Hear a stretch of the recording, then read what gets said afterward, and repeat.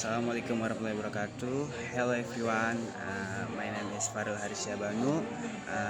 I'm from class 4C and my last number is 128. Okay. Now I would like to review a textbook entitled Language Planning and Education, written by Gibson Ferguson and published by Edinburgh University Press in 2006. Okay, this book is part of the Edinburgh textbooks in Applied Linguistics series, and the book discusses the relationship between language policy and education in different countries around the world. And this book explains how governments and societies make decisions about language use in education.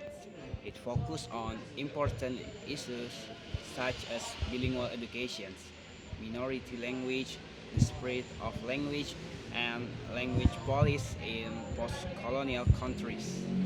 Yeah, and the writer also give many examples from countries in Europe, Africa, Asia, and North America. The book is divided into several chapters.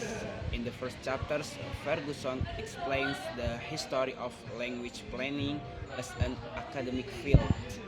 He describes how language become an important part of politics, education, identity, and culture.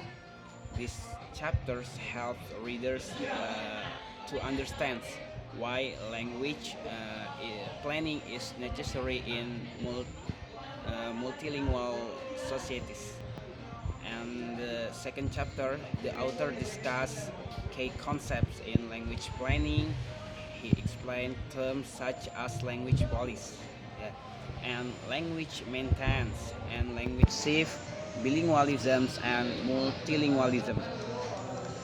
And the explanations are clear and supported with the real example, so reader can understand the theories more easily. One interesting chapter is about bilingual education in the United States, and Ferguson explains how minority students, especially immigrants, face challenge in education because of language difference.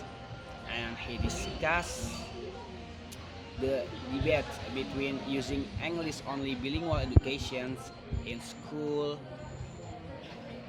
and this chapter shows that language is not only about communications but also about identity,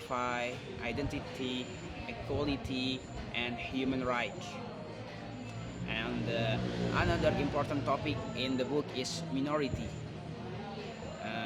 language and language revitalization. And Ferguson also explained that many local language are disappearing, become dominant language, become more powerful. And he gives examples such as Welsh and other minority language in Europe. The book shows that education can help preserve local language and cultures. And the books all discuss the global spread of English. According to Ferguson, English has become an international language because of globalization, education, business, technology, and media. However, he also explained the negative effect of language dominance in some countries. Local language become less value because English is considered more modern and useful. And this discussion is very relevant today, especially in countries where English is taught a second or foreign language. And another chapter explain new English and teaching models. Ferguson argues that English is no longer owned only by native speakers from countries like Britain or America, and many countries now have their own varieties of English, such as Singapore, or Indian English. And this idea is important because it encourages respect for linguistic diversity. And the last chapter or the final chapters focus on language policy in post-colonial African countries.